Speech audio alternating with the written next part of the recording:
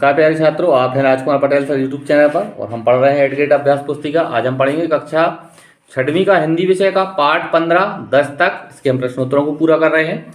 बहुविकल्पी प्रश्न है। प्रश्न क्रमांक पहला है, कान पकना मुहावरे का अर्थ है।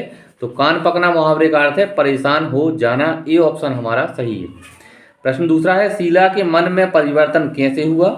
इसका बी ऑप्शन सही है, सोनू के उपचार में सहयोग के कारण।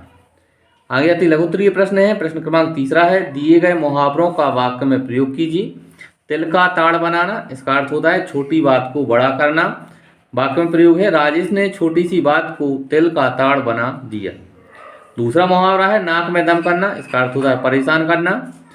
प्रयोग है वाक्य प्रयोग, इन बच्चों ने शिक्षक की नाक में दम कर दिया है। आगे प्रश्न क्रमांक चौथा है, लेखक के त्रिवेंद्रम जाते ही उसके घर में कौन सी घटना घटी। उत्तर है, लेखक के त्रिवेंद्रम जाते ही उसके घर में उनका पुत्र सोनू छत से गिरकर मूर्छित हो गया।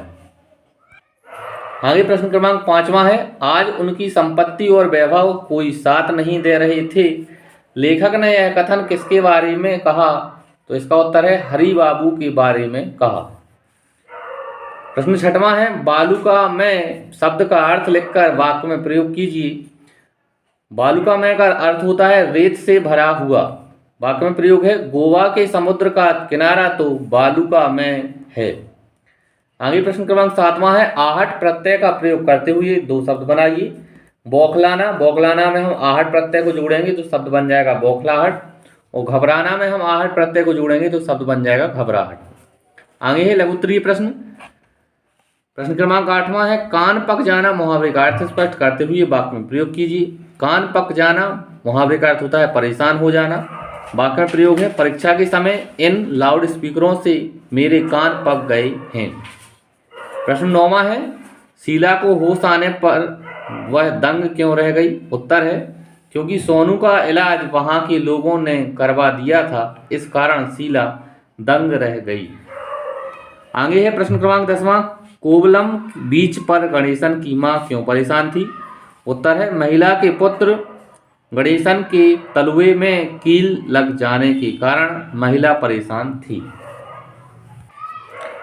प्रश्न 11वां है, शीला की नाक में दम होने का क्या कारण था। उत्तर है, शीला के पति हमेशा समाज सेवा में लगे रहते थे और परिवार पर बिल्कुल ध्यान नहीं देते थे, इस कारण शीला की नाक में दम था। आगे दीर्घोत्तरीय प्रश्न है। प्रश्न क्रमांक 12वां है, शीला ने समाज के लिए कौन से कार्य किए तथा समाज की उपेक्षा करने वालों के लिए क्या कहा। उत्तर है, शीला ने गरीबों की मदद की, बीमारों की सेवा की, बूढ़ों की सेवा की तथा मोहल्ले मोहल्ले जाकर महिलाओं के बीच जाकर समाज सेवा के कार्य करती थी। एक दिन वह कह रही थी कि जो समाज की उपेक्षा कर मात्र अपनी उन्नति में संतुष्ट रहता है, प्रकृति उसका नियंत्रण स्वयं करती है, समय आने पर उन्हें दंड भी देती है। आगे है 13वां प्रश्न, लेखक के द्वारा समाज के प्रति किए गए कार्य कौन कौन से हैं, अपने शब्दों में लिखिए। तो लेखक के द्वारा समाज के प्रति किए गए कार्य को हमने यहाँ लिखा है। नंबर 1, गरीबा के बीमार होने पर लेखक उन्हें देखने उनके घर जाते हैं। दूसरा है, लेखक गरीब बस्तियों में गरीबों की सेवा करने के लिए जाया करते थे। तीसरा है, एक बार त्रिवेंद्रम के प्रसिद्ध तट पर एक बालक गणेशन के पैर में कील चुभ जाने के कारण उसकी मां बहुत परेशान थी। तब लेखक बालक को अपनी पीठ पर बैठाकर ऑटो स्टैंड तक पहुंचाया था। इस तरह से प्यारे छात्रों, आज हमने इस पाठ के प्रश्नोत्तरों को पूरा किया। उम्मीद है आपको वीडियो अच्छा लगा होगा। अगर आपको वीडियो अच्छा लगा है तो आप चैनल को सब्सक्राइब करें, अपने दोस्तों के साथ शेयर करें। धन्यवाद छात्रों। जय हिंद, वंदे मातरम।